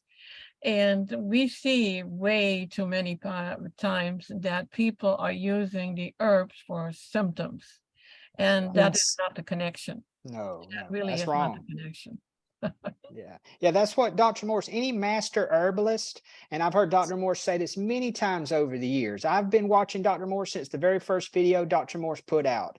And he said many times that the creator created a herb for every condition, every organ of the body. And that's how amazing the creator or God created these plants for us to use. And we just have to really understand and know how to use the herbs properly, though, because if we don't know how to use them properly, though, we can get into, certain situations where they can be too aggressive or, and that's why it just takes really knowing what you're doing again. Because even Dr. Morse, with all his great wisdom, he had to go through that himself with certain herbs because of his experimentation with things, so, and it goes back to, you got to live and learn sometimes, but we need to just be cautious with how our approach is, because the herbs can be very powerful sometimes. I tell everyone, when you take herbs, take the smaller dosage first. Don't follow the bottle. I can't tell you how many times people have taken Dr. Morse's GI Renew and they took it 3 times a day and they were on the pot having diarrhea all the time. And I'm like, no, take only one pill once a day until you find out how much your body needs.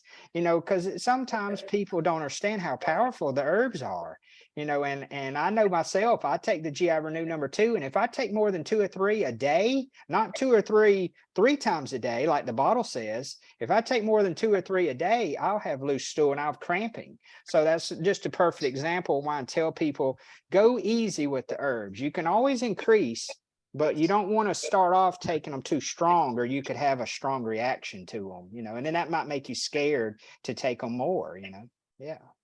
Yeah, thank you, Chet.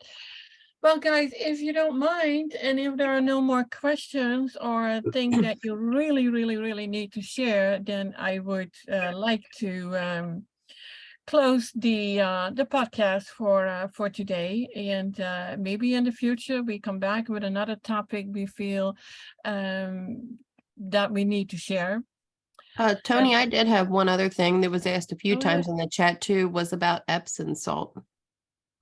I think that that or Yeah, no, we talked about that. Yeah, that was Okay. answered. Okay. I skipped over that. I'm sorry. Oh, phooey. I know. I saw it come up more than once though, so I was like, did we not? Yes. Yeah, it's because it's magnesium sulfite. Magnesium That's right. sulfite. I And know. and you don't want to consume a sulfite, because that's just like taking MSM, which people use all the time as a band-aid. It's a supplement that we sell a lot in my parents' health food store for inflammation and pain, but it creates more sulfur buildup in the body, kind of like the antibiotics. Okay. So that's why you don't want to use that. Now, some people use magnesium oxide in a form of a spray, and that can help with muscle achiness and pain. And that's not real bad because you're at least using it topically, but that's a different form of magnesium. And that's what we tell people in my parents' health food store, is that sometimes for those that have had to take lots of antibiotics or that have had a lot of sulfur buildup, especially if you see that in your iris, then I would do something other than Epsom salt. Perfect. Thank you. You're welcome. Well, this was an amazing almost 2 hours. Well, actually, it was 2 hours. I really want to thank you all for sharing all of your wisdom and explanations. And it is, I know everybody who listens appreciates it to the max. The links to everyone Facebook page is in the description. So I would say go there. You want to read the articles about salt. They are in some groups, but they are definitely on Noah's page. And I would say, guys, till the next time. And Tony, love you all. One more thing I wanted to add for everyone is that I will share this recording if you guys weren't able to get it to record. It's been recording the whole time for me. So I'll share it with you, Tony, and I'll share it with you, Noah, and maybe we can post it. I'll post it in my group, and Noah can post it, and we can post it maybe in the fans group if you want to, Tony. And then that way people can really listen to it and they can hear us go in depth more into these subjects. And if they like what we do, maybe we can do this like once a month, and we can share it in a different groups and just have a more what we call a deeper dive into these subjects, because I think there's a lot more information that can be covered when we talk about it versus writing it out in an article, and people love the video. They love the visual aspect more than just always reading too, so I think it's a great thing for our whole community, yeah. But Thank you. Yeah, thank you, I'll Chad. share it with you, Tony, and Noah. I have the video too. It's Oh, Yeah, okay. just share it with me, that, yeah, much Okay. appreciated. Yeah. Okay. Yeah. So Thank you, thanks. guys. Thank you Okay, very well, much. again, love you all. Thank you for being here. Until the next time, I think we will surprise you with something different the next time. So thanks. Bye-bye. Thank you. Thank you so much, Tony and Sarah. Thank you both. Blessings. Have a good night or good day. Thank you. You too. Thank you. Bye.